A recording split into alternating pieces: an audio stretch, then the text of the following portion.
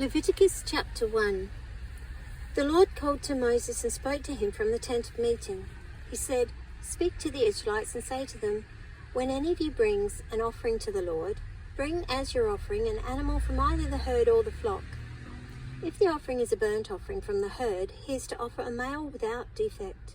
He must present it at the entrance to the tent of meeting so that it will be acceptable to the Lord. He is to lay his hand on the head of the burnt offering, and it will be accepted on his behalf to make atonement for him.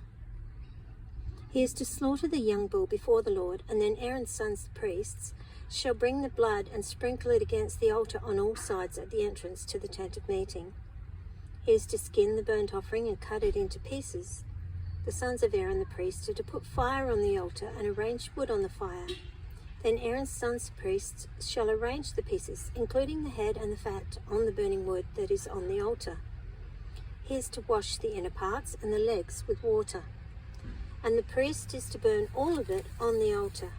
It is a burnt offering, an offering made by fire, an aroma pleasing to the Lord. If the offering is a burnt offering from the flock, from either the sheep or the goats, he is to offer a male without defect. He is to slaughter it at the north side of the altar before the Lord, and Aaron's sons, the priests, shall sprinkle its blood against the altar on all sides. He is to cut it into pieces, and the priest shall arrange them, including the head and the fat, on the burning wood that is on the altar. He is to wash the inner parts and the legs with water, and the priest is to bring all of it and burn it on the altar. It is a burnt offering, an offering made by fire, an aroma pleasing to the Lord. If the offering to the Lord is a burnt offering of birds, he is to offer a dove or a young pigeon. The priest shall bring it to the altar, wring off the head, and burn it on the altar.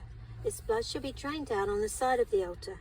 He is to remove the crop with its contents and throw it to the east side of the altar where the ashes are. He shall tear it open by the wings, not severing it completely, and then the priest shall burn it on the wood that is on the fire on the altar. It is a burnt offering, an offering made by fire, an aroma pleasing to the Lord. Leviticus chapter 2. When someone brings a grain offering to the Lord, his offering is to be of fine flour. He is to pour oil on it and put incense on it and take it to Aaron's sons, the priests. The priest shall take a handful of the fine flour and oil, together with all the incense, and burn this as a memorial portion on the altar, an offering made by fire, an aroma pleasing to the Lord.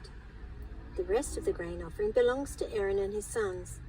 It is a most holy part of the offerings made to the Lord by fire. If you bring a grain offering baked in an oven, it is to consist of fine flour, cakes made without yeast and mixed with oil, or wafers made without yeast and spread with oil. If your grain offering is prepared on a griddle, it is to be made of fine flour mixed with oil and without yeast. Crumble it and pour oil on it. It is a grain offering. If your grain offering is cooked in a pan, it is to be made of fine flour and oil. Bring the grain offering made of these things to the Lord. Present it to the priest, who shall take it to the altar.